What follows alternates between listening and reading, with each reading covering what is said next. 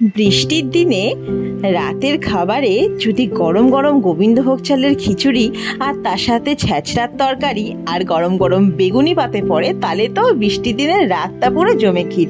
হ্যাঁ, আজকে আমি এই সব রান্নাগুলোই বানিয়ে নিয়েছিলাম রাতে।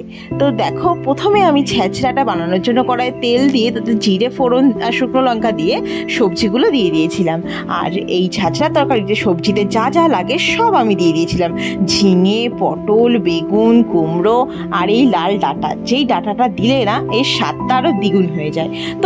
তো সেই জন্য আমি একটু লবণ আর হলুদ নিয়ে ভালো করে আমি কড়াইয়ের মধ্যে নাড়িয়ে নিচ্ছিলাম। আর কড়াইটা না প্রথমে ছোট হয়ে গেছিলো, ওই জন্য বড় কড়াই আবার ঢেলে তারপরে আবার তরকারিটা করছিলাম আর কি।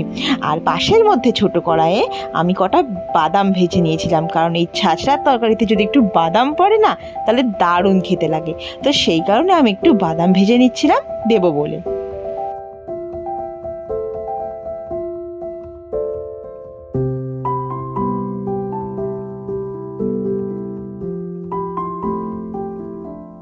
ছ্যাঁচড়ার তরকারিতে দেবো বলে একটা ভাজা মশলা করে নিচ্ছিলাম, শুকনো লঙ্কা, জিরে আর তেজপাতা। আর এদিকে লঙ্কা, আদা বাটা, জিরের গুঁড়ো, ধনের গুঁড়ো আর শুকনো লঙ্কার গুঁড়ো দিয়ে আমি একটু ছ্যাঁচড়া তরকারির মধ্যে দিয়ে দিয়েছিলাম।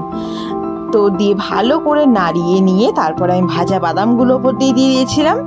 তারপরে একটু সামান্য জল, বেশি জল দিলে তো কাদা কাদা হয়ে যাবে, তো ওই জন্য সামান্য জল যাতে একটু ডাঁটাগুলো সিদ্ধ হয় তো দিয়ে আমি ঢাকনা দিয়ে কড়াইয়ে চাপা দিয়ে হতে দিচ্ছিলাম। আর পাশে বসিয়ে নিয়েছিলাম গোবিন্দভোগ চালের খিচুড়ি করব বলে হাঁড়ি বসিয়ে নিয়েছিলাম। হাঁড়িতে প্রথমে দিয়ে দিয়েছিলাম সর্ষের তেল আর সামান্য ঘি।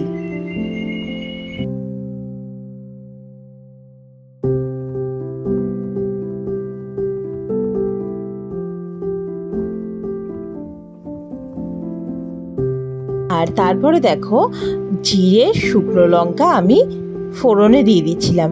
আর হ্যাঁ, এই গোটা ভিডিওটা কিন্তু আমি সেলফি ক্যামেরায় করেছি, সেই জন্য তোমাদের লেফট হ্যান্ডে করা দেখাতে পারে, কিন্তু আমি করছিলাম কিন্তু রাইট হ্যান্ড দিয়েই।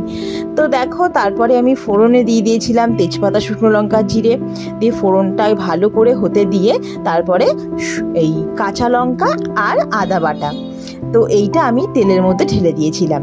আর তার মধ্যে সামান্য একটু কাশ্মীরি লঙ্কা গুঁড়ো দিয়েছিলাম। তো দিয়ে ভালো করে একটু ভাজা ভাজা করে নিচ্ছিলাম মশলাটা।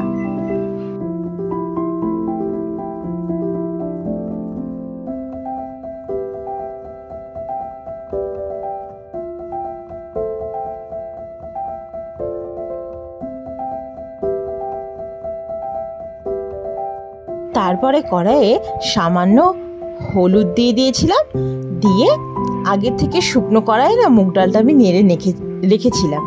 তো সেই শুকনো করে নেড়ে রাখা মুগ ডালটা আমি তারপরে তার মধ্যে অ্যাড করে দিয়েছিলাম। আর খিচুড়ি খেতে তো আমার ভীষণ ভীষণ ভালো লাগে, কিন্তু অভিষেক একদমই খিচুড়ি খেতে ভালোবাসে না, এখন একটু আধটু খাই, আগে একদমই খেত না। তো আমার তো খিচুড়ি খেতে মানে ভীষণ ভালো লাগে। আজকে ভাবলাম যে বৃষ্টির দিন না করলে না, আজকে খিচুড়ি খেতেই হবে।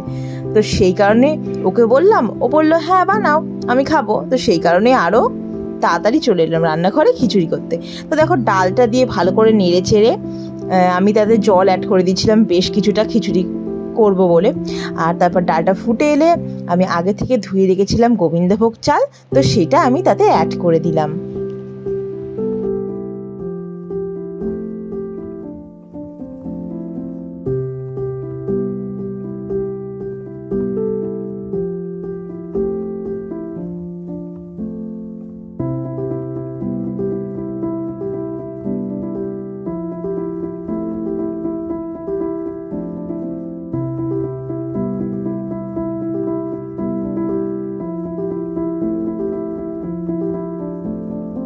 পুরো ভোগের খিচুড়ির মতন লাগছিল, এত সুন্দর গন্ধ বেরোচ্ছিল। তার সাথে ছ্যাঁচড়া আর একটু পায়েসও করেছিলাম, সেটা আর ভিডিওই দেখানো হয়নি।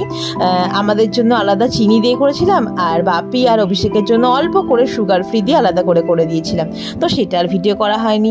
আর তারপরে দেখো, ছ্যাঁচড়াটা আমার প্রায় কমপ্লিট হয়ে গেছিলো, পুরো ওপর থেকে ভাজা মশলা ছিটিয়ে দিয়েছি, নামিয়ে নিয়েছিলাম। আর খিচুড়িটা হয়ে গেলে পরে গরম গরম খিচুড়ি, তাতে ঘি অল্প সামান্য আমি দিয়ে দিয়েছিলাম। যারা খিচুড়ি প্রেমী তারা বুঝতে পারবে যে এর স্বাদ কতটা মানে এটা বলে বোঝানোর নয়। আর তারপরে দেখো খাওয়ার সময় না গরম গরম আমি বেগুনি ভেজে নিয়েছিলাম। তো আজকের ভিডিওটা না এইটুকুই।